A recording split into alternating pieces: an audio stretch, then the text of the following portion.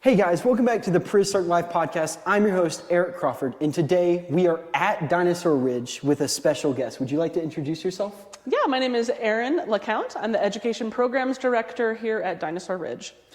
So, the usual question I start off every single interview with is, what is your favorite dinosaur? Oh, that's crazy. Perfect, because of where we're sitting. My favorite dinosaur is, and always has been, Stegosaurus. What a beautiful pic. This is a very beautiful... It's perfect. It is iconic, it is kind of classic, but also it's really weird. And that's why I've always loved it, because it's kind of a freak of nature. And I'm a fan of that. I like what it brings to the table. Their lineage is also very weird because it's one of the few that kind of just disappears very early on before all the others kind of officially go extinct. Yeah. I mean, right, your latest Stegosaurs, globally, right? They go out in the early Cretaceous, where ankylosaurs are like, we got this, and then they take over. So there's definitely some weird niche things happening, right? That kind of drive Stegosaurs out from their primary areas, and like Western North America, you've got your European Stegosaurs, and then your African Tendaguru Stegosaurs, and those are the dominant ones. But past that, they kind of just dwindled, which is a bummer because they're so cool. They really are. I wish they lasted longer and we got some more evolutionary strands of them. I'm sure we'll discover something in the next... Sure. Hopefully we'll discover something in the next 6 years. I mean, of course. So, that being said, what got you into paleontology? Why paleontology? Why did you choose this field and this path? Honestly, Dinosaur Ridge. My grandparents we live over the hill, and I grew up in this area, so hiking Red Rocks, going to Dinosaur Ridge, visiting the Morrison Museum, hitting up Golden, and going through all of their fun trails, and living in Jefferson County open space, going to their parks. It's where I grew up. So I always kind of had a fascination with the dinosaur tracks, and being able to, at the time, right, in the early 1990s, drive up there, and when I was 5, and sit with the tracks and literally just be able to put your hands on prehistory fascinated me as a little kid. And then that never went away. I was one of those dino kids that didn't grow out of it, right? Which I'm sure you could relate to as well. And I just ended up, I kept coming back, and then I started volunteering at the Denver Museum and getting more into the behind the museum scenes, learning how exhibits are built, and working in paleo labs and getting that feel for it, going out in the field and playing in the dirt. But I always kept coming home to Dinosaur Ridge, and it was my go-to place for hikes, and it was my go-to place for exploration, and it just became the thing that I loved. And after volunteering and then getting hired, it's been 24 years, and I'm still kicking around building cool stuff and doing neat things and working with cool people who build cool stuff, right? So yeah, really that's just kind of been the driving factor. So you mentioned how you volunteered and got through the Denver Natural History Museum, and eventually you wound up here back at Dinosaur Ridge. Could you go through that timeline a little more in depth? Yeah, sure. I started volunteering at the Denver Museum of Nature and Science when I was, then the Denver Museum of Natural History, right? Names changing is so fun. People know what you're talking about. People know. The Denver Museum. That's just what everybody calls it. When I was 12, and my grandfather volunteered with me because I had to have an adult. I was too young, but I was just so gung-ho and wouldn't leave him alone. They're like, let's try it and see if this will work. And we worked a lot in Prehistoric Journey, the Prehistoric Life exhibit that is there. Fantastic. Namesake. Love it. Go to it. Go see it. And then a lot in temporary exhibits and working in the paleo lab, and then getting a chance to get in when I got older, to about 16, 17 years old, I started volunteering for the education collections department that they have there, which is over 1.5 million, probably by now more than that, specimens in the education collections. It's a big museum, so I wouldn't be surprised. Yeah, huge museum, amazing collections, and great, fantastic people to work with. And so I learned a lot from them that I carried into coming here to Dinosaur Ridge. And then I just started as a summer camp assistant, working in the summers and leading weekend tours when I was 17 here at Dinosaur Ridge. And then that just grew into being an assistant that helped schedule tours. And then that grew into full-time being able to manage and coordinate tours and create programs. And then now I'm the education programs director, and I just kind of walked that ladder up and just kept doing here. And I love the education museum side of things and informal education and being able to work with kids and adults and go over those, like, here's how to think. Here's the questions you're probably asking. And here's what some cool science concepts. I'm always saying dinosaurs are the gateway drugs to harder science. And truly, they're the open door to getting people interested. You can teach math because of dinosaurs. You can teach English and writing and drawing and pretty much everything in STEAM with using dinosaurs as that catch-up that you need to put on everything. So I've always just loved it. And could you go over some of those programs here at Dinosaur Ridge? Yeah, we do a little bit of everything for all ages. We have preschool programs geared for the 2 to 5-year-old range that are called Triceratops. And we, I know this is super cute. This is a super cute one. And we do a story and craft time, similar to what you see at like a local library, but we cater them to nature or science themed activities and crafts and storybooks. Then we have our summer camp programs, which are pretty huge, that also go into winter break, spring break camps. We do year-round stuff for camps, and we see probably 400 to 450 kids a year for our camp programs.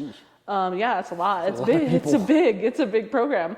And then we see probably 8,000 to 10,000 students and their families, as well as teachers and other programs like YMCAs, local Boys and Girls Clubs, and Boy Scouts and Girl Scouts that come out and do programs with us for guided tours or a full day experience that we do for Girl Scouts every October, where we have scientists come run booths and help them earn their badges for different STEM-related activities or outdoor hiking-related activities.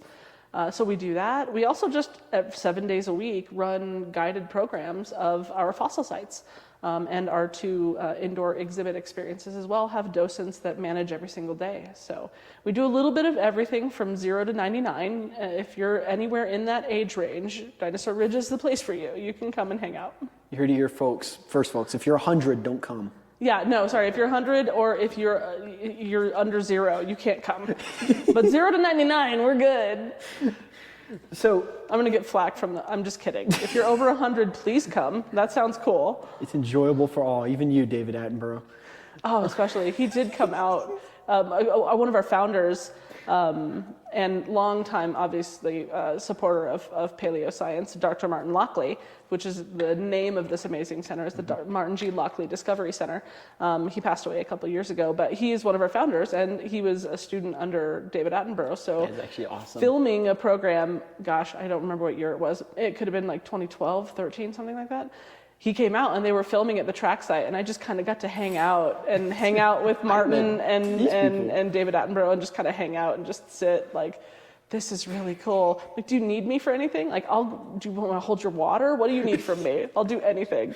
So it was a really cool experience getting to be there and see them film that for like a 14-second clip on a BBC show. I'll take it. It was really cool. I was there for that. I was right over there. That's my right shadow. Yeah, exactly. It's a weird, like, situation with my podcast where I've gotten to talk to all these amazing people, to where it's like I'm watching a documentary and I'm like, I know that guy. I've talked to him. I have his phone number. I could call him right now. I should call. Just text a weird thing. I saw you in this documentary. Good job. Congrats. Like, that's fun. It's fun. And weirdly, paleo is it feels like a huge thing to get into, but it's weirdly like such a small community that, not small in the sense of numbers wise, but like very big in that sense. Knit, right? Where we all have kind of that same passion and we all kind of just dive into it together, and we're so happy to like everybody knows coordinate. someone. Yeah, everyone knows someone, right? And so finding those connections seems easier in paleo than it does, I mean, from all my extensive experience in every other career that I've ever had, which is none. But I feel like it's not hard to find someone that's 7 degrees away from whatever scientist you need to find. Very much so. I mean, for me, it was Dr. Brian Curtis. He was the person that not brought me into paleo, but I say if it wasn't for him, this podcast probably would have not ended up where it was, because he just responded to a random message I sent him one day and was like, I'm in. So it's just that drive to keep going. I mean, it's a very powerful thing. I mean, even something like Dinosaur Ridge, where somebody comes here and they're like, initially like, this isn't something I can do. And then they see this and they see people like you and the people working at the front desk and just doing things around the actual park. They're just like, this is an actual viable career choice. It's something that we can do. It is attainable. attainable. That's a beautiful thing. It is attainable. It is not a pipe dream. I tell every single kid that comes to our programs and every single person that's like, oh man, I always wanted to like go dig up a dinosaur. And I'm like, yeah, there are programs. Let me give you their numbers. You can go sign up with them and you can do it. It is absolutely attainable. There are programs out there to feed that, like, the drive to go dig a hole somewhere and find an old dead thing that no human being has ever seen before. You're the first human being to put eyes on something that you pulled out of a hole in the ground. That is a feeling that every single time it happens, I don't care if it's a GAR scale or the 48,000th one you found in your season, or a full, like, right triceratops that you yank out of the ground. That's not how they come out, we wish, that you find. It always floors that excitement, and like we can give that to people, right? Like anyone can go and get their hands on that, which is cool. Real tracks and these real bones right on the other side.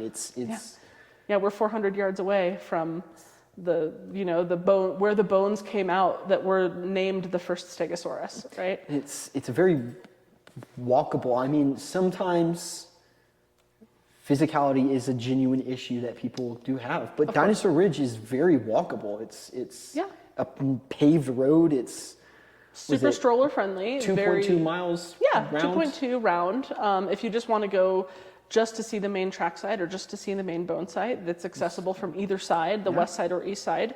It's super easy to get to. And we have bus tours with wheelchair lifts, with ramps and everything that we need. So we have accessibility that you can go to the nation's #1 dinosaur track site and stand right in front of it, or sit right in front of it, or lean over right in front of it. Whatever you need to do and however you need to do it, we will absolutely put you at our tracks so you can see.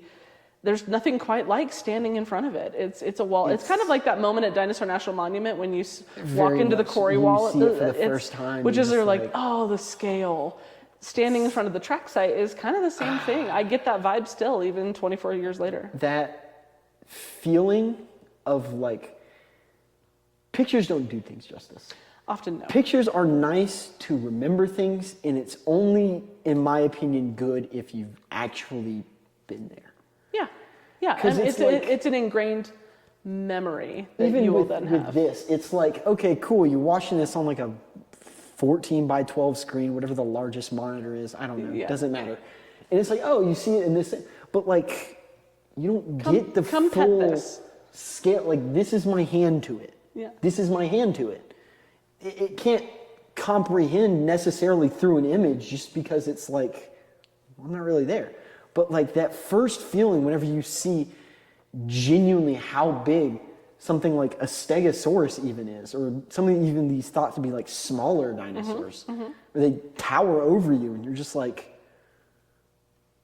wow, there's no way to describe it. There's no real way to describe it. I mean, and we can try, and like we have created this new exhibit for everybody.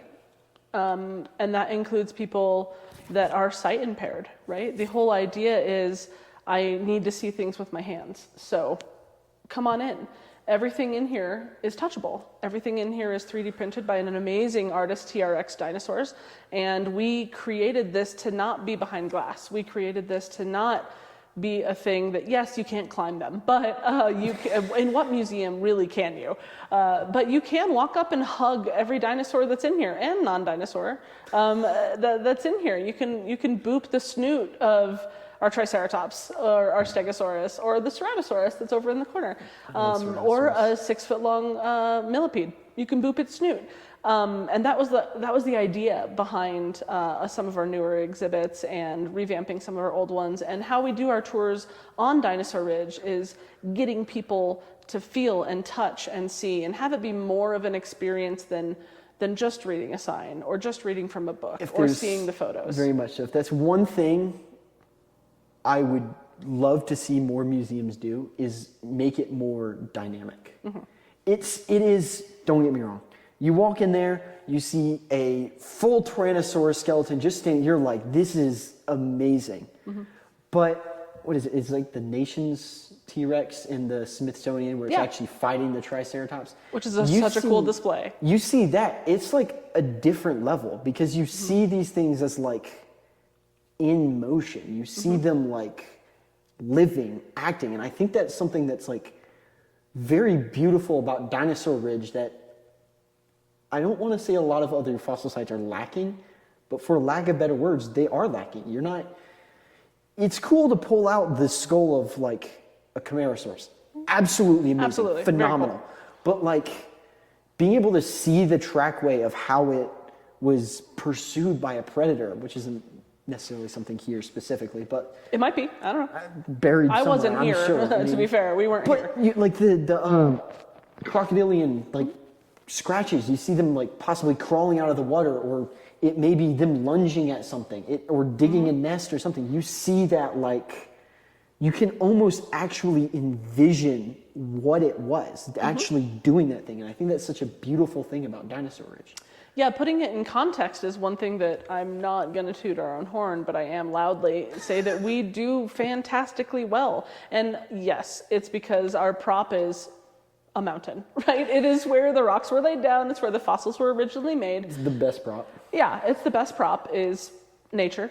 But we offer that thing that pairs so well with an indoor natural history museum or an indoor science museum, where you can get the best of those both worlds, right? You walk into the Denver Museum and you stand under the foot of the T-Rex and you take your pictures because you have to. It's a requirement at Denver Museum. You have to stand under the foot and take a picture of being squished. I don't make the rules. But then you come to Dinosaur Ridge, or you go here first and get a chance to literally stand where they were making their tracks, literally stand next to where the river washed in a bunch of bones 150 million years ago. And you get a chance to experience it in its context. It's more than just a trackway. Yeah. It's because one or two tracks, as beautiful as they are, don't really tell you as much as you would want, other than there was a dinosaur there that walked. Yeah.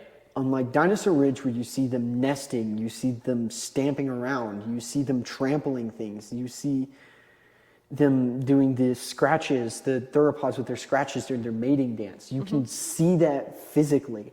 I think that it's just like a different level. Yeah, it is kind of an incredible place in that, again, I'm biased, I don't care, in that we are ranked nation's #1 dinosaur track site, as rated by paleontologists in 2016 and again in 2021 in an actual, in published papers.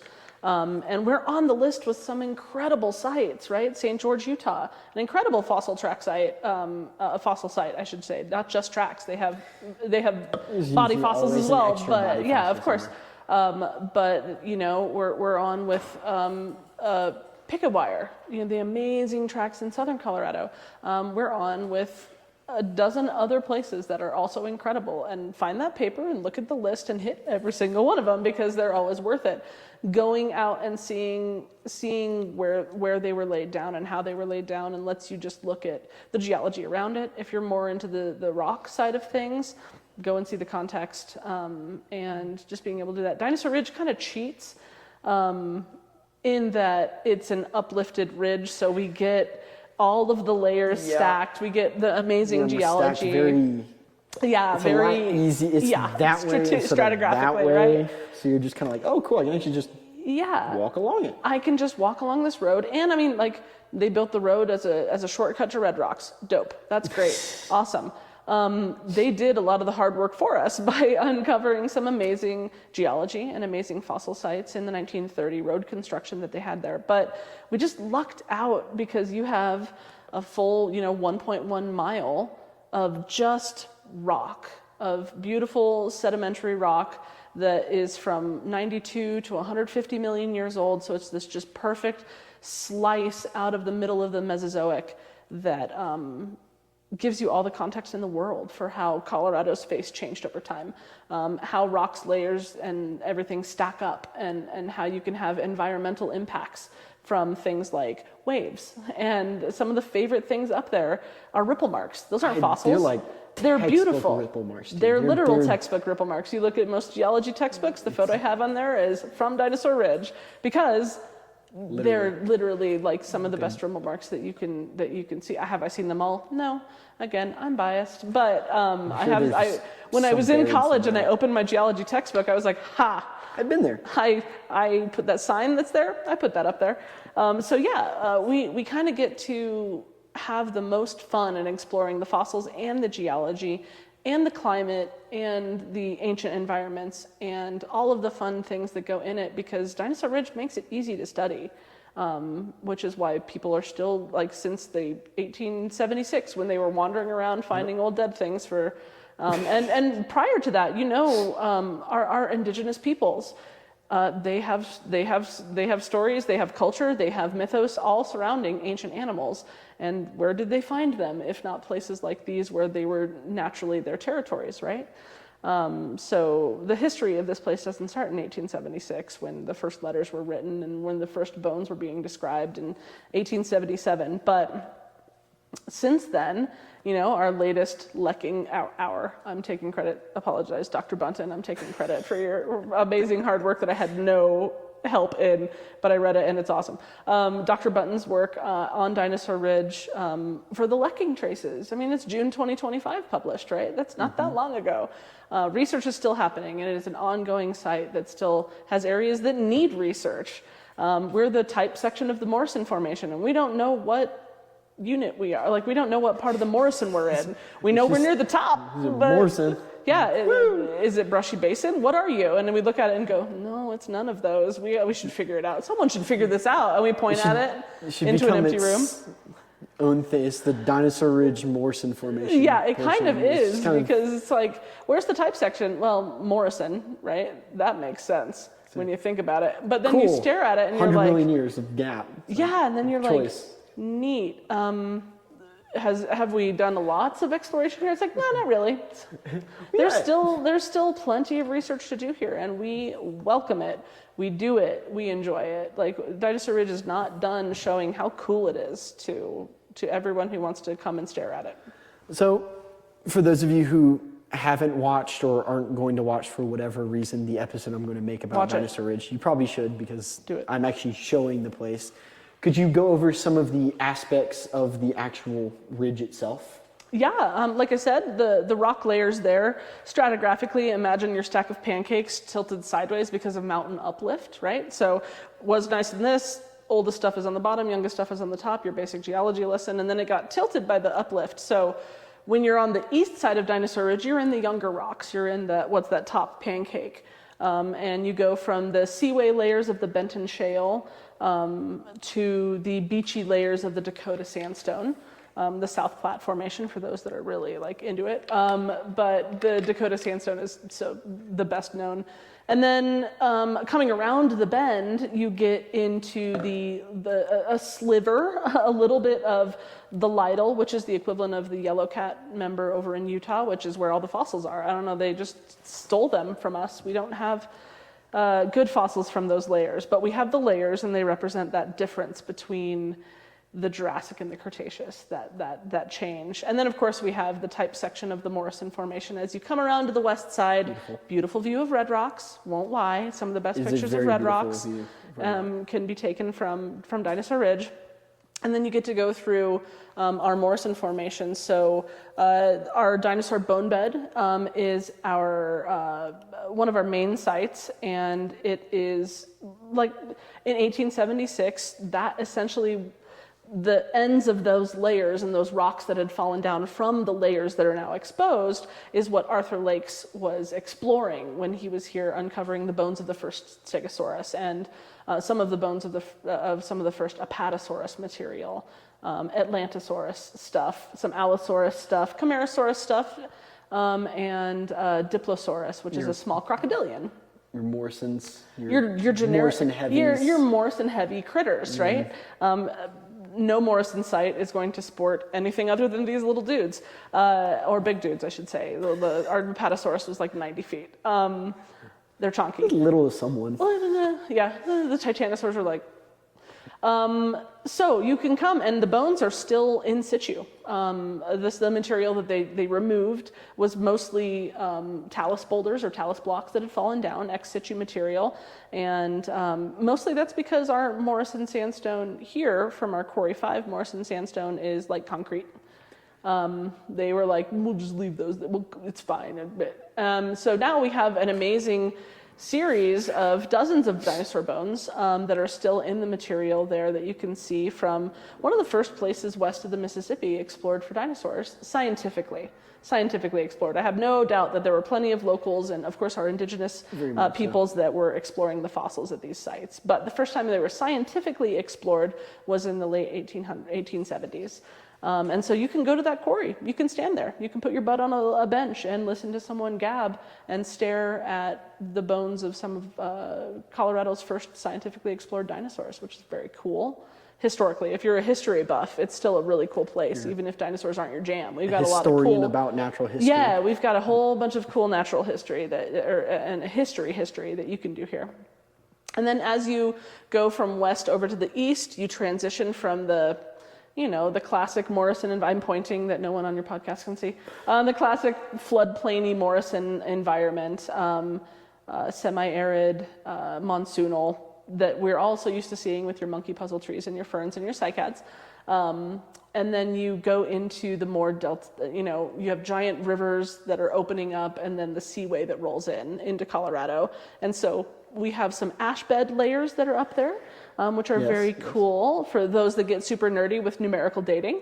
And so we have some ash bed layers there that indicate the middle of Dinosaur Ridge being about 104 million years old. It's 104.6, give or take 37,000 plus or minus there, which is stupidly accurate for right in the middle there. We have Colorado's first identified raptor track that is also, I say, on display. We didn't put it, it's there. It was made there 105 million years ago. It's still there. I mean, there's a giant red circle. Oh, we did put a big red circle. Yeah, we highlight it. How about that?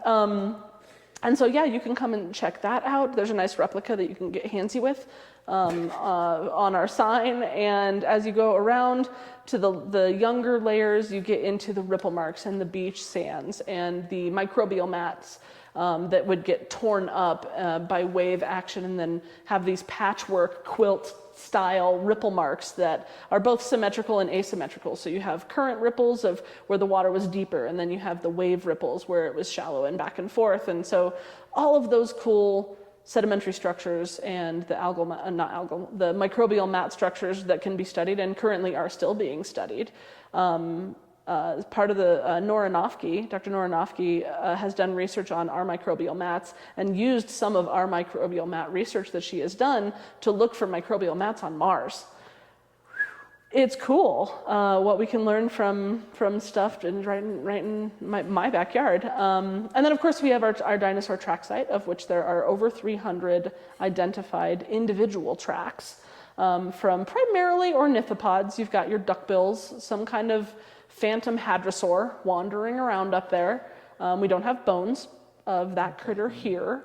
And it is probably between 90, 99 or 100 to 105 million years old. So who can it be? We don't have perfect bones for that time. And that's okay. I like saying phantom ornithopod. It makes it sound mysterious and cool. But we also have some ornithomimid-like tracks, some bird mimic tracks. Imagine, your ostrich dinosaurs, those roaming around. Most of them, the body fossils of those are late Cretaceous, and there is no middle Cretaceous. Somebody start a riot on this. Can we have a middle Cretaceous, please?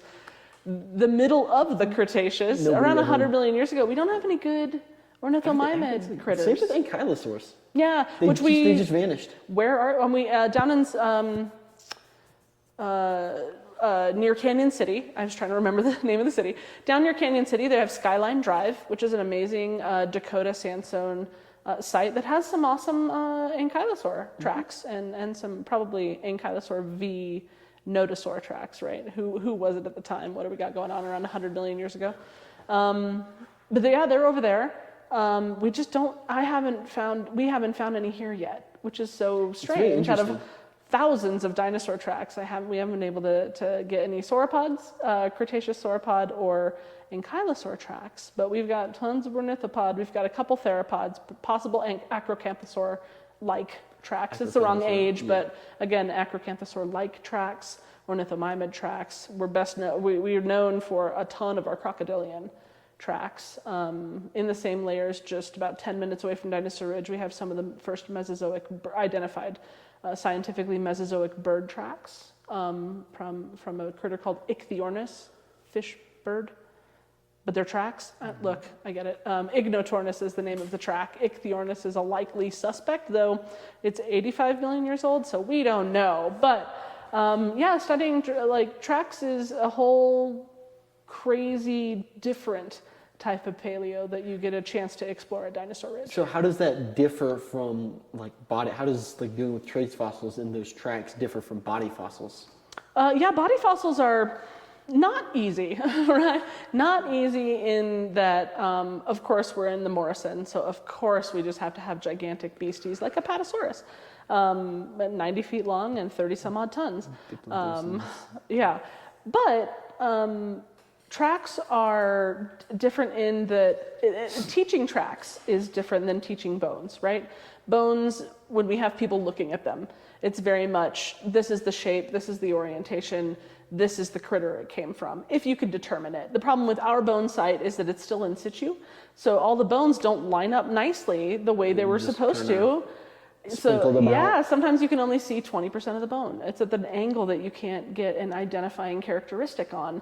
Is it generic sauropod of some sort? But we have potential of 13 different sauropods in Colorado in the late Jurassic. So of the ones found at Dinosaur Ridge, we've got Apatosaurus and Camarasaurus. We don't have any Diplo here, Diplodocus. We don't have any Brachiosaurus. Yet. I'm not going to say that we don't have them. It might be that. Who knows? Yeah, well, we do have Atlantosaurus, which may or may not, right? The jury's been out on that since 1876, whether or not it is its own dino. The bones are, I think, different enough from Apatosaurus to warrant, but also, Someone else's wheelhouse. Yeah, I know, somebody else can play with that sacrum. It's 6 feet long. It's huge, but so we have our big beasties, and you can look at the bones, and you can determine a lot of stuff from the bones, right? Looking at the track site and realizing I have patterns here that I won't get out of bones. I have how they walked, not just that they walked. We have their patterns of how they moved. Some of the first real studies done on dinosaur tracking that were put a lot of oomph into, right? People have been talking about dinosaur tracks for forever. You have Pliny Moody's track site from, 1813 in, I believe, in Massachusetts, right?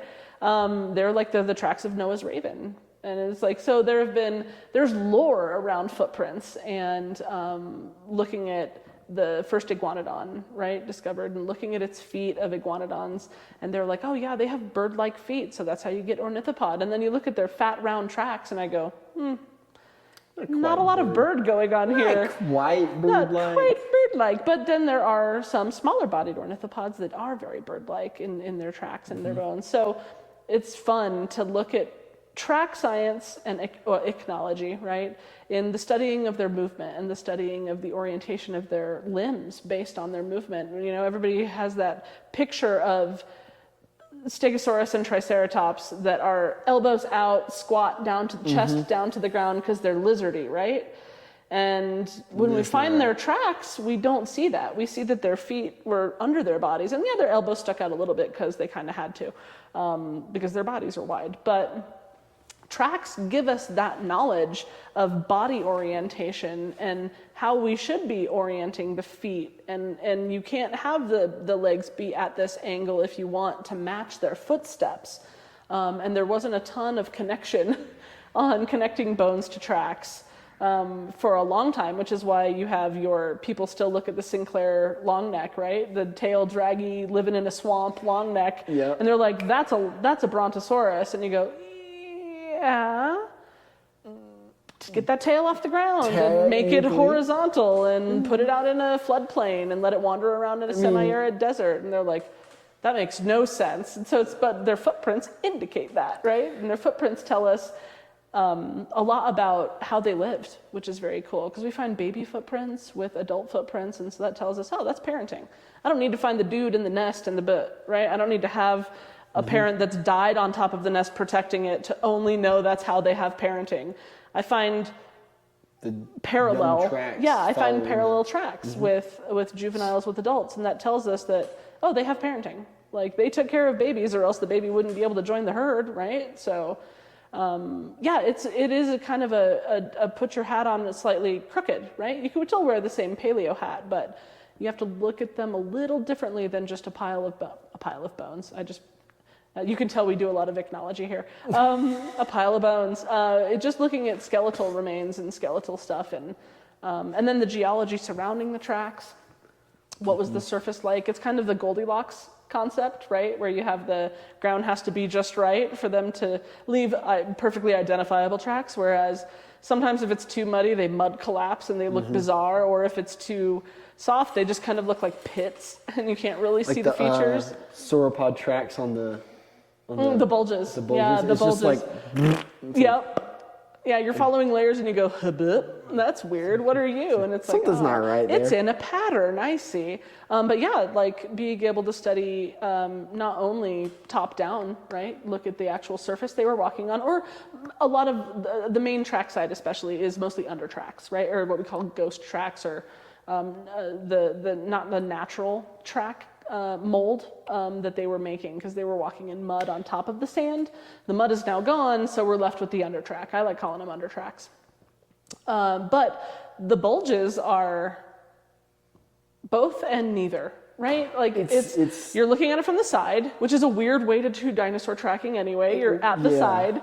You're seeing a dip in the layer, so you're seeing the impression of where it stepped, but then you're not seeing the track details. You're not seeing toes. You're not seeing the back of the foot. Sauropod tracks are just weird. They are just weird anyway, and then we take them sideways and then shove them in the side of a mountain and go, But how can we make this weird it's cool thing though, weirder? Yeah. right? I mean, seeing a lump sticking out of a mountain that's 3 feet wide. You're like, yeah, but it's one of my favorite things about geology, and I'll lump paleo in with it. But geology specifically is it is the science that you can't unsee. Once you learn it, once you see it, you can't unsee it. And those patterns like cross-section footprints or footprints viewed from the side, or bulgy footprints that stick out like we have at our nearby site, Triceratops Trail, that are 3D, right? Like they stick out at you. The dinosaur was buried alive and it kicked out. No, I'm kidding, that's not. It's a cast, molds and casts and tilting and uplift. And yeah, the mud is now gone because they mined it for clay, and now the sandstone's there and leaving behind the cast.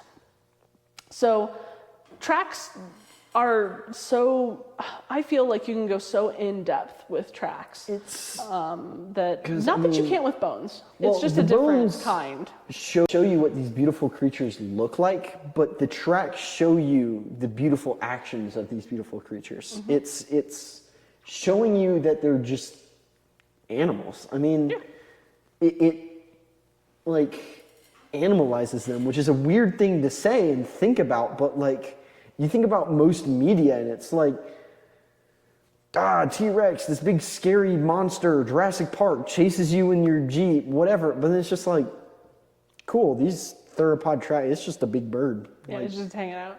It's just doing its thing. It's just living its life. Yep, it was wandering around, right? Yeah. Yeah.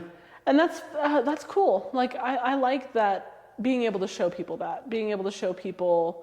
living dinosaurs, which footprints give you a little bit more of that chance to view them as like, this is a day in the life. Where a pile of bones is awesome. I love it. I love getting in. It shows you what is making the tracks. Correct. I mean, like, this is integral to understanding. If we only had tracks, what are these weird creatures? It's a weird footprint, big bird thing. Big bird, weird things. But having them both together is cool because our Morrison Formation site here also has tracks. Tracks and bones found at the same place is rare, does happen, is rare, where you see these boulders that had fallen down and they have these beautiful ripple marks across the top from where the river had been flooded, right? The river flowed during a wet season flood. And right across the top of it are these little dime to quarter size stegosaur tracks. Just little itty bitty. These itty bitty little nestlings, right? Scampering around on freshly laid mud after a rainstorm. And you can literally picture every 2 or 3 year old kid jumping in a puddle. And that is exactly what these little critters were doing. They were stepping in puddles and they were crossing what's now a dry stream that after a flood, where it was now safe to go, and then you find big tracks next to those. And so you get a picture of their life. I guess I'm curious because it might have been stegosaurs, it might have been younger sauropods, like a patasaurus, Both. where they would go bipedal. Both. And move. Yeah, we have seen both. Morrison Natural History Museum has some funky bipedal stegosaur tracks. There's a lovely little baby stego track little critter stego track about this big around, with no handprints anywhere around it. Now, was it not enough weight on their hands to be able to press down and make a deeper impression? Who knows? Sure. But we also have a lovely little set of little baby sauropod tracks, say, at Morrison Museum. Came from, again, 400 yards right across the street. Here at Dinosaur Ridge, that I like calling affectionately baby Bronto tracks because I like alliteration. It's not Brontosaurus. They are apatosaur tracks because the claw impressions on the inside are squared tipped, which Apatosaurus is the only sauropod from our local area that has square-tipped claws. Yeah, Brontosaurus was a patasaurus at one point. I think it counts. It's back. I love that Brontosaurus is back. So yeah, staring more at sauropods. More sauropods. Give me more sauropods. All of them. I want all of them. But yeah, so we see the tracks are a little too far apart for it to be walking speed, so it's running, and there is nary a handprint in sight on that one. And so we have a couple little sauropods right next to, by the way, an impression of half an impression. It's a fallen boulder. It's only half the footprints there, but it looked to be about a 3 foot wide adult sauropod track, 2 feet away from the little baby tracks. So again, parenting, right? You have the concept that has been floating around forever. Sauropods abandon their nests, sauropods lay their eggs and then they wander off and they just kind of ground nest them and hope that it works out. And I'm like, I find baby sauropod tracks next to adult sauropod tracks. So did they just run across a nest and go, come with us? I doubt it. But also, I don't know, I wasn't there. I don't know what happened. On the species, maybe it was. Who knows? Maybe it's a specific sauropod. Sure. Maybe only. And we've seen from South American Yeah, sauropod nest studies that they nested seasonally, if not seasonally in the same place, at least year by year. They find nests of crushed sediment nest, crushed sediment nest.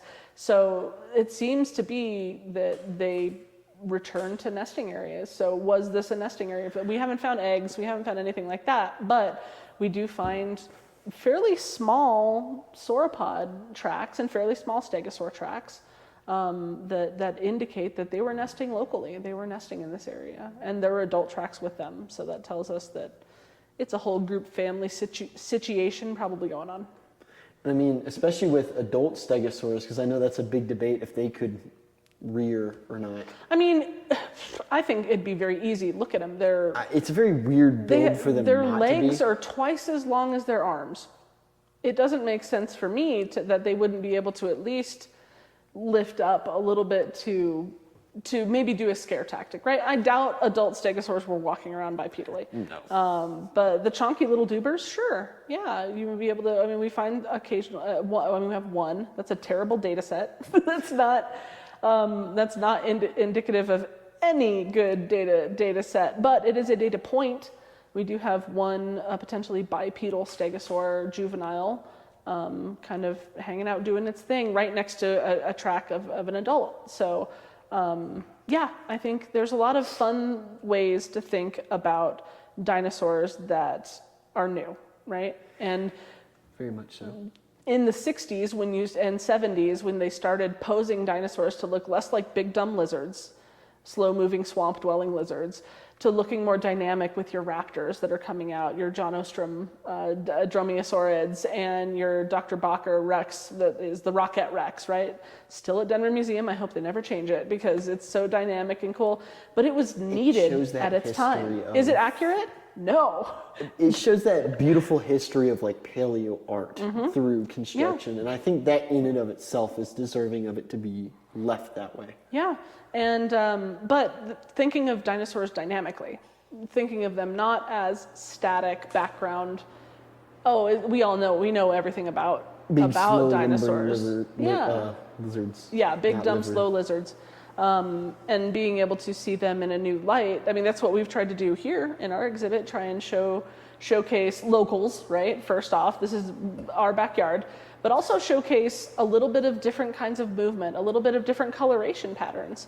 You know, the weird thing of, coloration's a big one. You know, understanding that birds and crocodiles both have those more cones in their eyes so they can see UV. And looking at under UV light, looking at things, males and females that look identical, like puffins, until you hit it with a black light and the males are crazy, the patterns on them that females don't have. Those stegosaur plates, we've been arguing about whether or not they heat and cool, thermodynamic regulation, right? Hit it with a black light. Hit it with a black light. What did those plates look like to a stegosaurus female or even a male that can see the UV spectrum, that might see a different pattern on it? What about their scales? What about things that we have not thought of? And I mean, plenty of people, it keeps them up at night, but that's it's cool. Actually a paper I want to write that I need to figure out how to do that, is that stegosaurs, instead of, because mutual, what is that? Intersexual, not dimorphism. Sexual dimorphism? Not sexual dimorphism. Not that one. Whenever they fight for a mate. Oh, yeah. Whatever that's called. Yeah. Intrasexual combat, whatever it is. Yep. Blanking on the term right now. That's okay. Using a thagomizer doesn't necessarily make sense for that. Sure, yeah. So maybe they reared and wrestled with their front arms. That'd be cool. They have giant thumbs. I mean, stegosaurs have giant thumbs. It seems like a very interesting concept. Why not? I mean, it's the same way why lions don't like bite the throat immediately if they have to fight with each other. It's more wrestling to take down, to show authority, because it's kind of like, well, we're still part of the same species, so I shouldn't just murder you. Yeah, that's the hope. That other one's like hoping that, right? Yeah. And so, thinking about stuff like that with old dead things, there is no animal alive today that compares to Stegosaurus. Like, there's nothing that has these like plates. There's nothing that, I mean, like, you're part echidna, you're part porcupine in a couple of spots, and then you have these cool dermal plates that are basically out of control scutes. Essentially, that's what they are, out of control osteoderm scutes. And you look at them and you go, why a mohawk? That's not protection. You literally, the brisket and the flank and the steak, not protected. It's not protected. The entire side's just like I just want to there. look pretty. And I'm like, you know what? I get behind that, and that's cool. So yeah, you have these things like sexual selection, evolving traits specifically to be used for sexual selection, or display features for identification, right? Whatever it is, you tend to see it very prominent through paleo, which is, and dinosaurs especially, which is great because it seems like such a thing that is rare. You have more of the brown birds, right? The brown birds. You have more of the drab color. You have more of the simplicity in design, because that seems to be the most successful. To be fair, I'm sure there were dinosaurs like that. Oh yeah, smaller ones that needed to be camouflaged in instead of bright blue, because that sticks out like a sore thumb. And if you're this big, eat me. Yeah. You might as well just ring a dinner bell and be like, right here, buddy. But if you're a T-Rex, what exactly are you necessarily blending into? Sure. And like the thought of just everything's brown, everything's green, everything's gray. But like Allosaurus. But no, yeah, why not? Sure. Allosaurus for sure, where it's a pursuit predator. Yeah. It chases its prey down. We have tracks of it doing that. Why is it, what is it blending into? Why is it just a dark, drabby brown?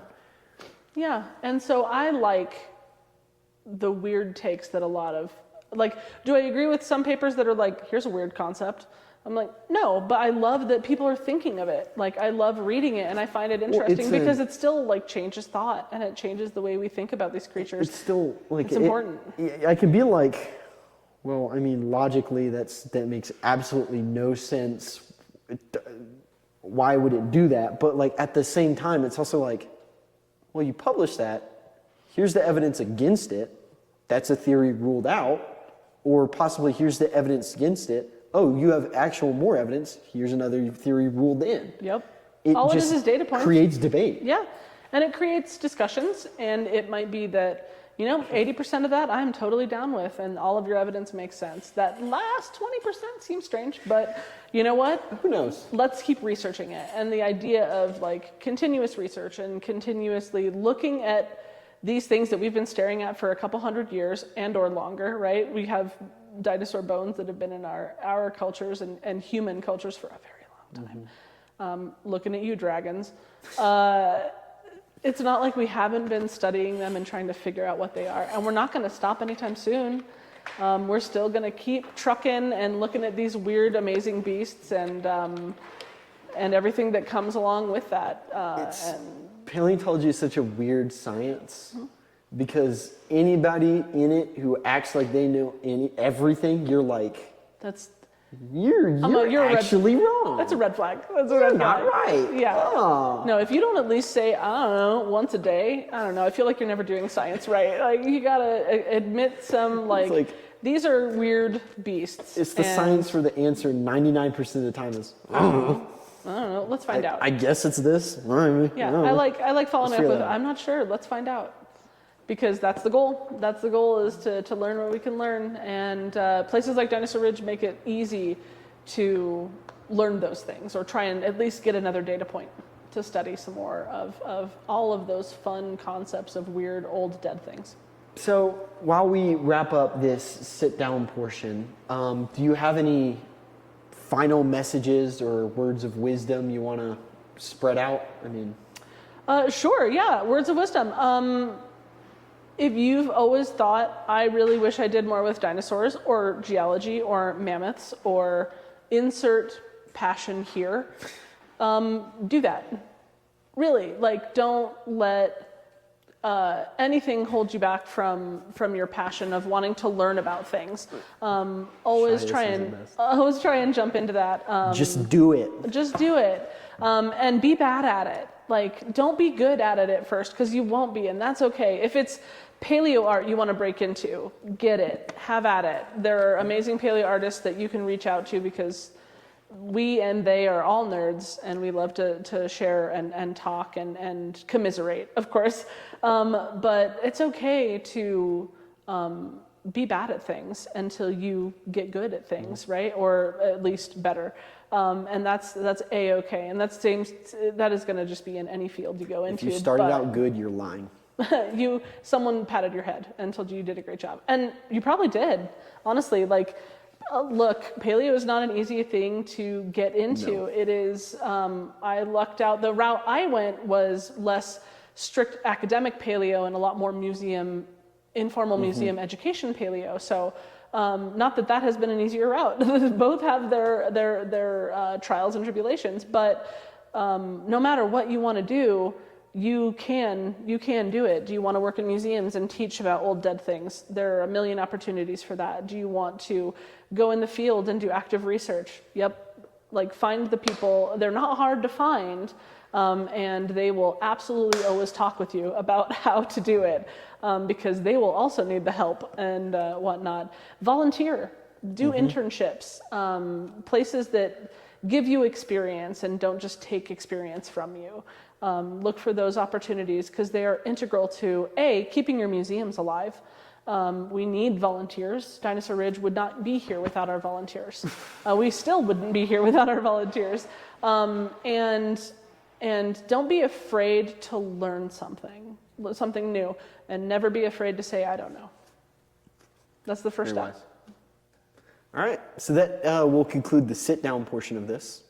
Yeah, welcome to Red Rocks Park. 300 million years ago, most people think of the beautiful stone formations and the seats and the acoustics, but we want to represent Red Rocks in its original format of our Arthropleura here. The weirdest thing you could imagine. Yeah. Giant, like, carry children away dragonflies. And then we have our 4 to 6 foot long, they probably got larger, 7 to 9 feet long. These things are millipedes. So underrated and awesome. Yeah, aren't they cool? And this is, I think, of the few that I've seen and lots of more pictures of, this is the coolest model of an Arthropleura I've seen. And I'm not just biased in this. I'm not saying I'm not. Of course I'm biased. But it is just like seeing it dynamically kind of crawl up a tree. It's so buggy, right? It's so like, oh yeah, a bug would do that. And that was kind of our goal here, is to show a day in the life of our trees and our little Arthropleura and what Red Rocks looked like. Some hidden things in the exhibit to look for when you're here that's not on any of the signage is that we've represented this as a walk through a day in terms of time. So you're starting here at dawn. The sun is coming up in our mural. And so you're starting here at dawn in the scale-treed forest, showing off our ferns and our lepidodendrons and our insects, pre-dinosaurs, right? 300 million year old pre-dinosaurs. So then when you leave and you go to Red Rocks and you're partying, which you should do. Millipedes right here, giant millipedes. Like you can look around at the rocks and go, hang on a second. That's where these weird trees grew, and this where these giant bugs lived, and there weren't dinosaurs here yet, which is fun. We painted all of our 3D models in here, and some that are in the murals, based on modern Colorado animals. So this is the desert centipede, or the tiger centipede coloration, and you see them all across parts of Colorado, especially in the drier desert regions. This is a very normal thing that a Colorado person would walk in and go, that's just a big version of the thing I kicked out of my garden. Yeah, yep. So yeah, kind of fun. And just moving on to the next exhibit. Yeah, swinging into we skip 150 million years like normal. Big gap. Big gap here, but we've got our big boy Stegosaurus. This is the Colorado State fossil, and it's representing our local species, which is no longer a valid species, but that's okay. We have Stegosaurus armatus, which sports really tall tailbones. The neural spines on the tailbones are really big and tall and weird. So we made its tail a little fatter to represent our spot that we have from our bones here at our bone site. At the bone bed, but then we have a Stenops model that we used for the rest of it. And so it's only about 2/3 the size because our ceiling was too low. That is a good limiter. It was our only limiter. We would have absolutely had an amazing full-grown, let's just get a big beastie in here, but we ended up, and our paint job on this one is the Colorado State reptile, which is the painted turtle. A male painted turtle. So they have these plastron, the colors of the plastron are up there, and then we have these beautiful kind of orangey yellow stripes on the turtles that our artist, TRX Dinosaurs, put onto our model. Yeah. Maybe it's just a teenager. Yeah, it is a teenager. He's just a moody, bristly teenager swinging his thagomizer at anyone who will walk by. But it is fun to I walk in and give him hugs. Big old stego. Yeah, big old stego. Nothing wrong with the big old stego. Every piece here 3D printed in chunks and assembled by our artist, who has, I believe, like 24, 25 scale 3D printers. We're cranking out all of our models here, 3D printed by a TRX Dinosaurs mastermind, Keegan Kuhn, who also hand painted everything. And hand built everything around it. So because we don't have a loading dock here, we have to get everything in through that front door, and that includes this model. So it came had in to be pieces. in parts. It had to be in parts. And he worked with the Disney Imagineer to help structuralize it. So if someone were to jump up and hang on it, it's not in danger of structurally impacting them. So yeah, we put a lot of brain power, or Keegan, I should say, our amazing contractor and artist, put a lot of brain power into the dinos. We just got to help with fun anatomy and picking out colors. Though this one was all on Keegan. We could not come to an agreement on our stegosaur. He's like, what about a painted turtle? And then look how beautiful it is. Say that again. That makes sense. That makes so much sense. Initially, I was like, ugh, just a green dinosaur? Don't we want to get... And then I saw it, and I was like, yeah, that's really cool. Like, yeah, okay. Double representation. So, so we've got our big, beautiful plates and our beautiful Colorado State fossil 400 yards away from where the bones were unearthed that were named for Stegosaurus. There's that thick tail you were talking about. Yeah, we went a little fatter with our tail, a little taller. I should stop saying fatter. We went taller with the tail to kind of be a nod to the high neural spines on the tail chunk that we have, probably about 7 to 10 caudal vertebrae from the base of the hips just back. So yeah, they're tall and weird, and you don't see them in stenops, you don't see them in ungulatus. So here we have our... Maybe it is another species, but I think that's probably why... that. I don't know. Look, if I could have my own stego, I would. But I understand why stenops became the not holotype, but the big guy. Yeah, the important one. We're not tired. No, why stenops became the poster child for stegosaurus. Like it made total sense. It does. We have amazing stenops specimens. So... but we wanted to represent ours with a big booty. Big booty. The important part. You come over here. Yeah, normally you see represented in the Morrison Formation is our Allosaurus, right? We do have the bones from here. That's at the main visitor center? Main visitor center, we've got an Allosaurus on our sign. We've got an Allosaurus skull as our logo. We went all in on Allosaurus for a while. It's the poster boy for Morrison. I mean, Morrison theropods. I know, watch out for that. Morrison theropods. It's Allosaurus. Made up like 70% of the Morrison Formation theropods. So and we have everything from itty bitties to full grown adults, right? Why did we go with Ceratosaurus? Great question you asked. In that we wanted to, it's beautiful, it's an amazing, it is a Morrison Formation critter. It's a lot more rare, it's smaller. That was nice because our ceiling appreciates us for that. But also in 2022, as part of a paper, the Morrison Natural History Museum going through Yale collections from material of our site found a Ceratosaurus tooth. So we had Ceratosaurus here. We only have stole it from you. A single shed tooth. No, it was back when they were doing the research. So it came from here, which is cool. It was from quarry quarry XYZ is the name of it. It was right near quarry 10, just above the town of Morrison. So if you're in Morrison and you look up on the side of the hill, that's where our Ceratosaurus tooth somewhere came there was from. a Ceratosaur. It's a saurian tooth in matrix. And then we found a box, and then there was a little picture that Lakes drew of it. And then they found it in the box, and it had fallen out of the matrix, but the matrix was still there because you could see the hole where the tooth went in. So it was a beautiful impression of the actual tooth. And yeah, you look at it and they're like, yeah, that's a Ceratosaur tooth. I've seen this before. Yeah, so we have our Ceratosaurus. We decided on our coloration here to be a common bird that you can see roaming around here. This is our North American kestrel. A falcon, and we went with the female coloration on this one. It was the brown body instead of the steely gray blue body, though they do have it on their face. And then they have bright yellow little feet. So we ended up going with some of the kestrel coloration on this one. And of course, representing they have massive teeth for the size of their head. It's kind of a Ceratosaurus thing. And so even though they had lips, chicken lips, as I like to call them, even though they had lips, we, like looking at it, the teeth would absolutely stick out. So we have a little bit of the more modern research that we've tried to incorporate into our models as well as historic things like that. So yeah, he's, it's I think about... The second not full size. Yeah, not full size. Second least represented theropod. I think unironically Torvosaurus is represented less. It has to be. It's so rare. But yes. I don't see it. I mean, you want to talk about It makes me generic sad. theropod number 3. That's It's Torvosaurus. Torvosaurus is it's just the theropod. It's just a big megalosaur. I think it's still a megalosaur, right? Last right. You know what? That was a while ago. I'm not sure if it's still a I'm pretty megalosaur. sure it is. Is it a Carcharodonid? I don't think so. I think I it think is it's a still a megalosaur because You can Google it and then write in the subtitles right here. You can write "they were wrong" because we probably are. Let's just be honest. 95% confident. Pretty sure it's still a in megalosaur. saying it's a megalosaur.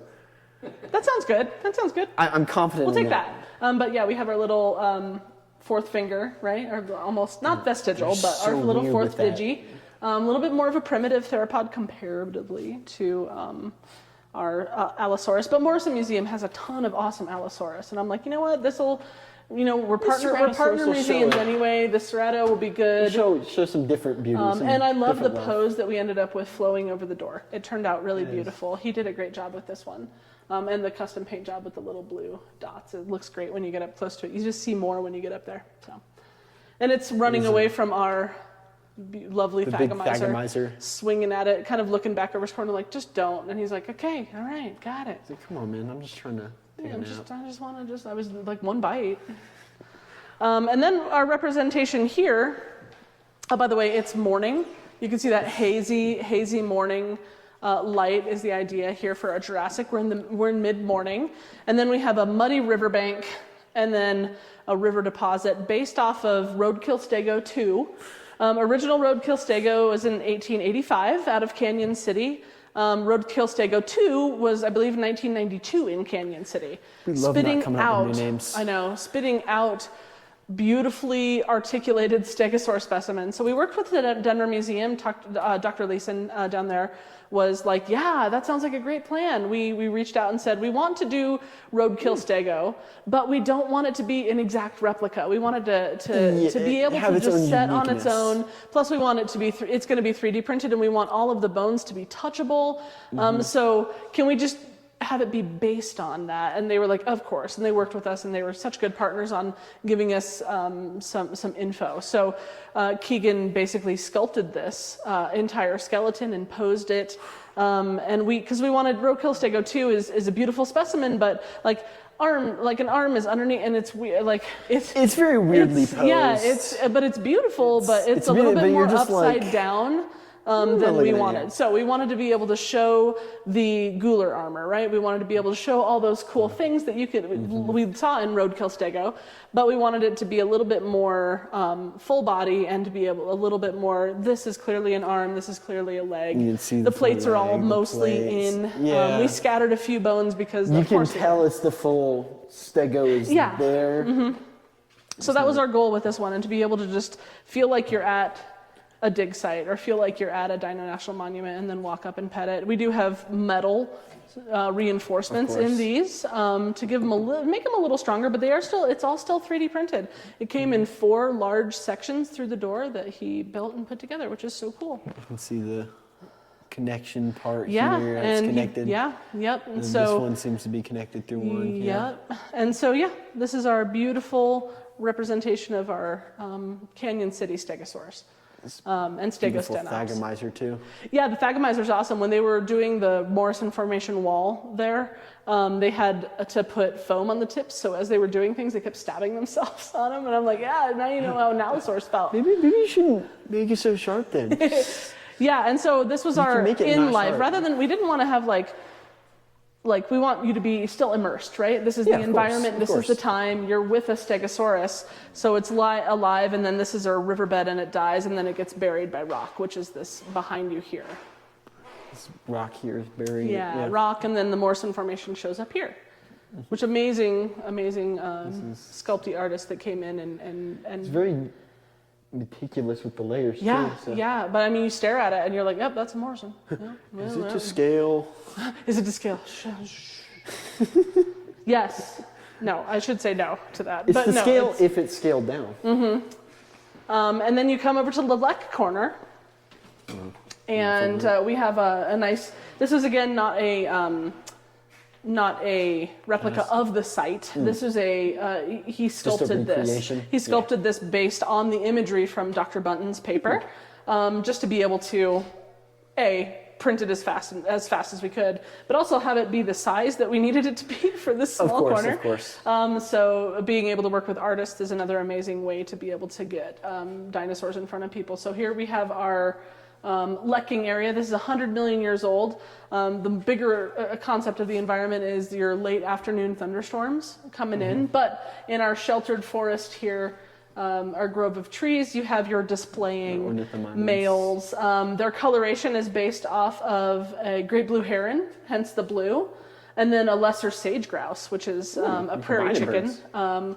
They're because they do lecking. They're modern lecking birds. Males get all together into a lek, which is a little arena for display, and they dance for the females and build these fake scoopy nests and make scrape marks and try and do that. So we have a couple of totally interested females looking at this male dancing his heart out, doing his best on this one. So this is our display there.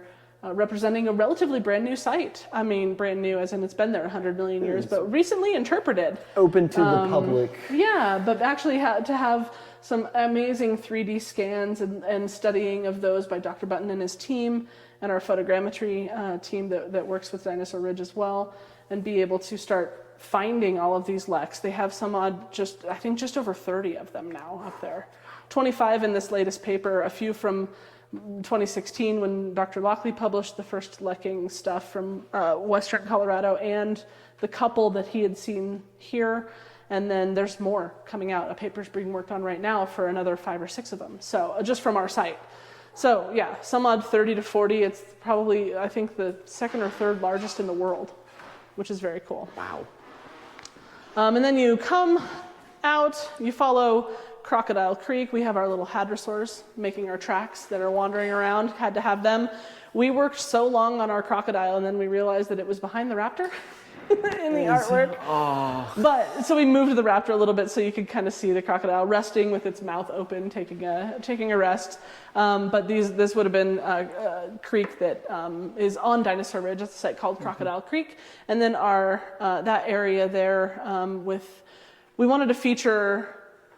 I mean, obviously our hadrosaurs, right? Of course, they're there. That's the typical thing that but we didn't feel like we want to have our Edmontosaurus be a hadrosaur, and so we didn't want to feature 2 hadrosaur, right? And me, I'm like, let's go all in on the herbivores. I think they're cool. Hadrosaurs are my favorite kind of dinosaur, other than Stegosaurus. The type of dinosaur, I love Hadrosaurus. I think they're more than just T-Rex hamburgers, than theropod hamburgers, but when it was like, what do we want to display that's a Martin thing, but then also like a cool, unique Dino Ridge thing? Well, we have Colorado's first raptor tracks, and in 2023, published horseshoe crab tracks from Dinosaur Ridge. So I was like, what if a raptor was eating horseshoe crab? And I was all in on let's do blue blood and have blue blood be everywhere, and then I got vetoed, which I'm like, in hindsight, that's fine. Makes sense. You don't want to scare the kids. Yeah, I get it. But I was super excited about the dromaeosaur. And so we measured the track, and I reached out to a few places that have dromaeosaur replicas or access to being able to just measure a dromaeosaur foot. And I was looking at like Deinonychus, I was looking at Dromaeosaurus, and Dromaeosaurus fit within like 2-3 millimeters of our track. And I was like, well, they're the wrong age. That definitely wasn't the critter that was making the tracks, but we're going to use the animal as a model because its foot fits in the footprint that we have from Dinosaur Ridge. Like Cinderella. Yeah. It's a prehistoric Cinderella. That's kind of, I felt like looking at feet, asking people to measure, reaching out and being like, this is going to sound weird. Can you measure some your Deinonychus foot for me? And then, of course, I got people back like, yeah, sure, of course, no problem. I'm like, oh, thank God. And Treebold Paleontology, our good friends down at in Woodland Park, Colorado, were like, yep. Sure. How about I just send you a foot? Yeah, they're amazing. They're amazing. They gave me the measurements, and they didn't think it was a weird request, which is great. I feel like, can you measure the toes of this dinosaur? It's not the first time I've asked, and it won't be the last. But there's our beautiful raptor. Can you guess what animal this one's painted on? Is it a turkey or an eagle of some kind? It's an eagle. Is it the golden eagle? It's a golden eagle. Yeah, with the gold feathers on the back, and then the coloration there. So yeah, we based it on the golden eagle. Golden eagles are beautiful. They're gorgeous. Recent exhibit in the South Carolina State Museum where they have a full golden eagle taxidermied, and it's just like beautiful. Yeah, they're massive. They're huge. They have like an 7 to 8 foot wingspan. They're massive birds. We have Nature's Educators is an amazing outfit out of Boulder that has a rehabbed golden eagle that they bring for our programs for little kids. And so seeing a 5-year-old stand next to a 10-pound, and you think like a 7 foot wingspan, it's a huge bird. It's 10 pounds. Yeah, well, It makes sense. It's got to fly around. I think, aren't those the ones that the Huns used to train for war? They still do. Like Yeah, there they are still do. still It's like a whole group of falconers in Mongolia that train them to hunt like wolves. The natural predator of wolves. is Golden eagles, apparently. Are eagles, yeah, golden eagles. Kind of makes you think about like dromaeosaurs then. Yeah, for sure. I mean, Were they taking down bigger? Because I know one of the famous pieces with Yeah. Deinonychus is your Tenontosaurus getting mauled. taking down a hadrosaur, and you're like, Yeah. huh? I never mean, really sure, thought about you see that. You see pack hunting from smaller animals bringing down larger animals. We know Allosaurus brought down sauropods.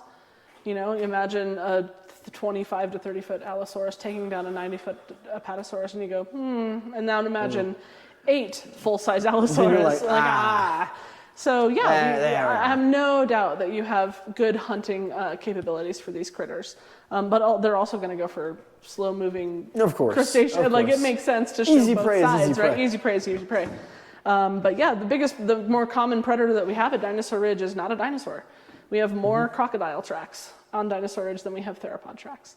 We have tons of crocodile scrapes and scratches, and those. We have a site that's just to the north of Dinosaur Ridge that has about, I think, 30 to 40 individual animals that were basically using the tips of their claws along the bottom of just a channel to swim by, and there are just dozens, I think dozens of tracks on that one surface just from crocodiles. So yeah, as cool as raptors are, I don't know, I just wouldn't want to cross one of those rivers. No. Yeah, they were only 6 to 8 feet long, but I'll take my chances with the dromaeosaur. yeah. And then as we transition, this is our pure shale, our pure shale shale. transition. Secret bird, if you saw him. Oh, I did not. Yeah, we hit him up here. Our little secret Any bird. particular reason? He's fragile, but also fair enough. It made a cool shadow. And it put it out of the reach of most people. But we still wanted to represent it, right? Because it's a dinosaur. He's got little teeth in his mouth, and it's 85 million years old, but it is a little dino, which is cool to have a little chicken hanging out there. And then we transition to the seaway with our swimming on the ceiling mosasaur, the only animatronic mosasaur that swims on the ceiling there.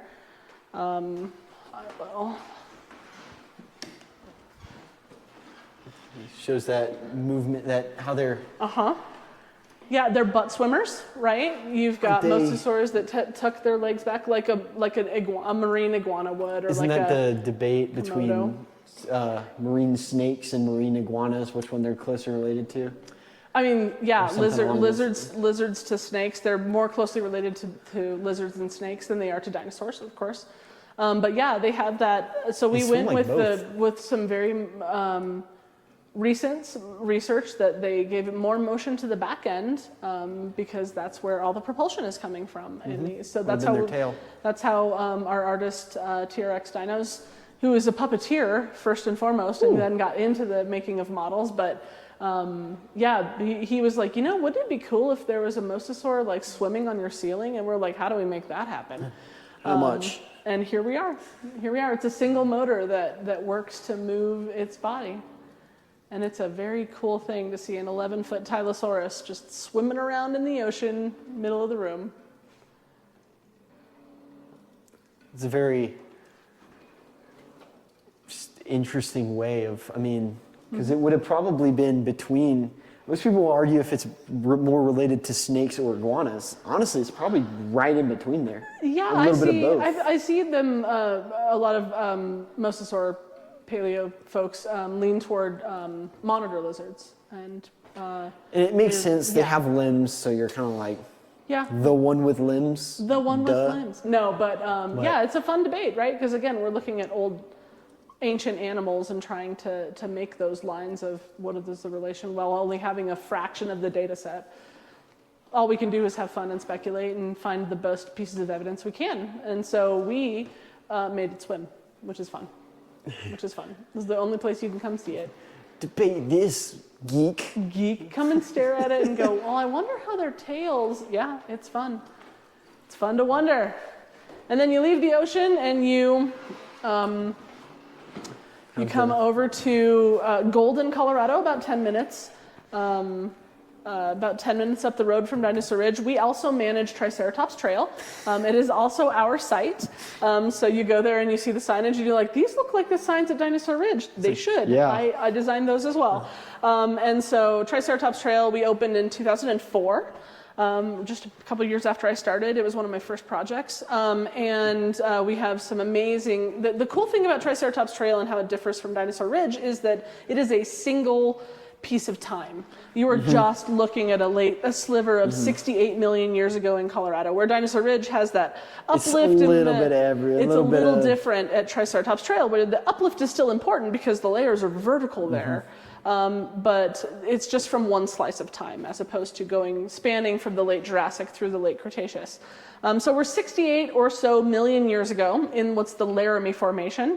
It has slightly younger equivalents to the Lance in Wyoming and wow, my mind is blanking. The Hell Creek. Thank you, the Heck Creek for those.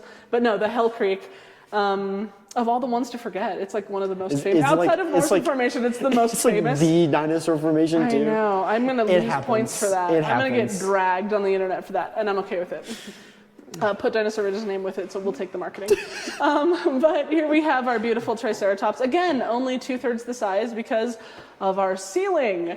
I love ceilings. When we brought it in, it was lying face up, and so we tilted it, and it's the horn scraped, touched, scared us all. You're just like, terribly. We all went, and then it went, and we were like, it's never coming out. It's here forever. So yeah, we have our, as big as we could make it, Triceratops, which is still a massive creature. Standing at 2/3 the size, it's still a massive creature. I'm not even eye level with it. I wouldn't even be eye level with it. Right? Yeah. And so she is beautiful. We based the coloration off of a checkered whiptail lizard, which is an all-female lizard species that lives in the rocky, deserty parts of Colorado. It's a little extravagant in the coloration that we picked for it. We went a little bit harder with the yellow, but it turned out to be just a very unique, bright, beautiful specimen. We did the more recent research on the jaw and the mouth and the orientation of. We made the teeth a little larger so you can see them because we want you to be able to reach in and feel and see the teeth. But it's better to be able to actually experience them. Yeah, right. And so here we have our beautiful Triceratops. First, the horns named as a bison came out of Denver, middle of Denver in 1887. First experience. Our bison alticornis here. That was then, of course, funky looking bison. You are the weirdest bison I have ever seen. Prehistoric bison. Yeah, and then we have our representation of Triceratops Trail here with our beautiful Triceratops track, and then the palm frond impressions, which you can see in the rock there. And then our wonderful Edmontosaurus mom. Edmontosaurus, maybe? Edmontosaurus. Hit that button there. I'm going to let you turn her on. Yep. Hi. So we wanted to represent our Edmonto here. Keegan TRX Dinosaurs has a Maiasaura nest with the little baby Maiasaura in it, and we said, let's change that to Edmonto. How can we do it? And so we went into the more modern day research. The paper, I believe, that came out like last year or 2024 on the anectens that also was found with a comb on it. So it's not just the smaller Edmontosaurus that has the comb. Out of the new research, I believe, from Canada. Serena's research up there. So we have our wonderful Edmonto, which we have tracks at Triceratops Trail of, and then we have our nest of babies here with the little wiggly eggs, which is one of my favorite parts, and the little babies that are excited to be fed. So we talk a little bit about dino families and all of that here. And we have our, if you didn't see it, streaking across the sky, our asteroid coming in to give an impact right here and hitting our wall where we represent the KPG boundary that we can see out of Trinidad State Lake Park. It's a mouthful. I know. I always say it's a state park. Trinidad State Park. there, and they have an amazing, you stand there and stare at it, and it is like you put your finger on the extinction layer, and it is very cool.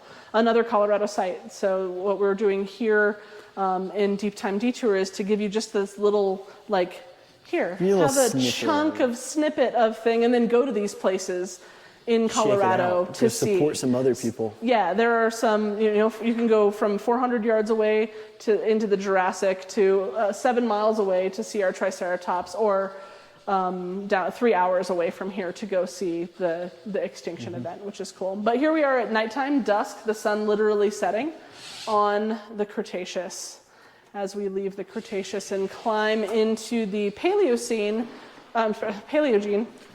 Cenozoic.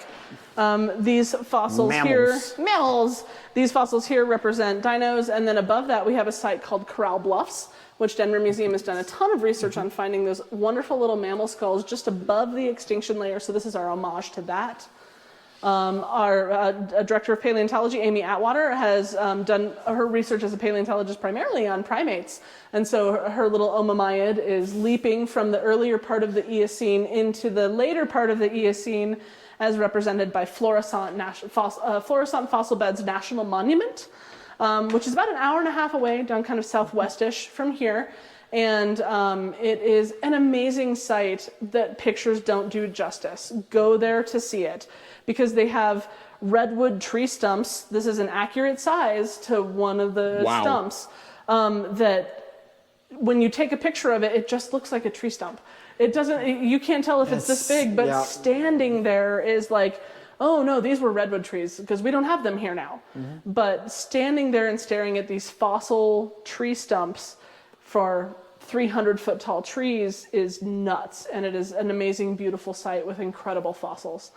So we have our lovely representation of our Mesohippus, our little three-toed horse ancestor, and also more closely related to horses, our Brontothere, our Megacerops coloradoensis. It is a Brontothere from here in Colorado. The bones are from here. And I love peeking through the trees is our little Florissant possum.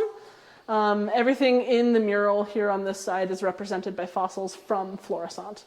Our Oreodonts, our little sheep pig camel mammals here as well.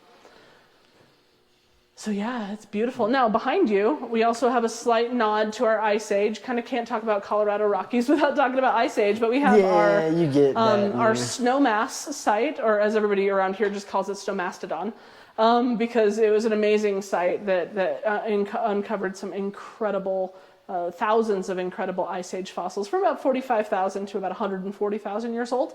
And so we're doing this broad sweep representation of our local mammoth, our Columbian Ice Age. Yeah, woolies were not here; it's too far south. But we did have Columbian mammoths here, hairless. So everybody thinks it's just an African elephant. I've heard a lot of that. Weird elephant. Super weird elephant, but very big. 2 stories tall elephant, a lot bigger than a woolly. They're massive. Our saber cats, camels, as represented by a couple teeth that were found on the I-70 road project. Camels and horses. Horses, yeah, horses before they went extinct.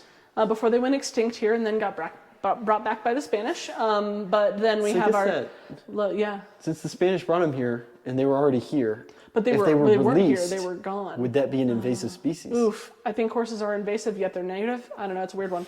That's a fun argument, though. That's dilemma. A weird one, yeah. It's a very weird dilemma. Yeah, and then we put our long-horned bison, of the course. bison. The famous. Yeah, the famous. Why can't I think of its name? It's not Antiquus. That's the one that came to me. I think it has long in it. So again, drag me, internet. That's fine. The bighorn bison. The longhorn bison, and we represented them there as well. So yeah, we did 300 million years of time. Along the Colorado Front Range, which is nothing. But you can do that here. You can come and you can pet all of our animals and you can be immersed in what the environments look like and how Colorado's face has changed over 300 million years. And then you can go to the places and see them. Go to Dinosaur Ridge and see the Stegosaurus and remember it walking here and swinging its tail at the Ceratosaurus and imagine it doing it there. Go down to Morrison Museum and see the little stego tracks. Go to Woodland Park and visit our friends and see their Savage Ancient Seas exhibit, where they literally have an amazing, incredible exhibit on ocean stuff from Kansas and other parts. Kansas has a lot of stuff coming out of it. Yeah, a lot of sea monsters in Kansas. A lot of chalk. And corn. Sea monsters and corn. Lots of Yeah. chalk. And then, go to Red Rocks and just stand there and enjoy think of Red it with Rocks. these weird scale trees. Yeah. And go to Florissant and just stand in front of the redwoods. It's beautiful. Colorado's an incredible state, and we get to actually have like a little snippet of a little bit everything. A little bit everything here at Dinosaur Ridge to be able to showcase how important scientifically all of Colorado, all of our entire amazing state is. I'm biased, but it's still cool. And thank you so much for showing all of this and taking time out of your day and Of course, happy having an interview with us. I know everybody's gonna be really excited to watch and see this. Yeah. Come hang out. If you get the chance, come out to Red Rocks and Dinosaur Ridge. Mostly that. A little time. Red Rocks is cool though too. Red Rocks and Dinosaur Ridge. We're right next door to each other. We're best friends. We hold hands. Go right between them and see if you find anything. Don't tell anyone though. I'm kidding. You have to tell. It's illegal. Don't. But I think it's federal land, so you have to. there's lots of private land over here. But if you know somebody. So, but yeah, come and marvel at the. If you get the chance, come out to Dinosaur Ridge. It's a beautiful experience, and it's something that just video and image does not do justice. Yeah.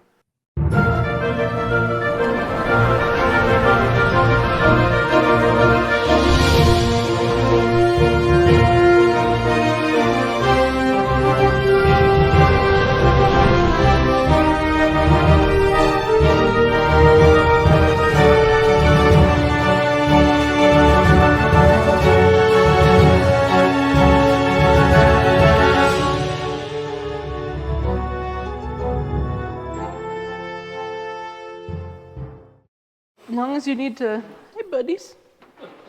I was standing over there doing something and I watched a kid climb up and sit on his back. And I was like, and he just went off the tree. Is he supposed to do that? No. He's getting reattached soon. Oh, Boop. there's some super glue. Yeah. It's tricky because these are not foundational supports, but it is what we have. So his little feetsies. Maybe the mouth too somehow. Yeah. We're going to get it fixed. He didn't get broken though. Yeah, it would be worse if it was broken in half. It didn't get broken, so it just popped off the tree, which is kind of a fail-safe. Like, if it pops off the tree, at least it doesn't break. It just kind of falls off the tree, and then you can deal with that. I love petting the trees. It's They're weird. It's weird. It is a weird texture. These are weird trees. I mean, they're not trees. Well, they're not true trees. Lepidodendrons or lepidodendrals. Yeah, it's plastic. Not true trees. Yeah, it's plastic. This is PVC or PLA. This is PLA. But yeah, they're weird. They were the tree niche, and then they went away, and it's fun. It'd be Science is so fun. weird to see them today. Yeah, 100-foot tall fern head pineapple body. Oh, look at here. That was weird. You're weird. Basically a pine tree, or not a pine tree, a palm tree. I mean, It's like a weird, it's like a weirder palm tree. Aside from not being a real tree, I agree. Those palm trees kind of took over for them. Eventually, not yet. Not quite yet. 300 million to about 80. That's a good gap. But trees did take over and became very dominant. Yeah. All right. So. Well, I got all that. That was fun. Oh, okay, yeah. I'm gonna make a blooper. That's a B-roll. I'm gonna make like a situation. weird. I had a cough attack on the hill. That's good. Because a fly decided to right down my throat. It is the worst during a program when they're like, now's my chance. Yeah. I'm just like. Just us petting trees. The snozberries immediately. taste like snozberries. But yeah,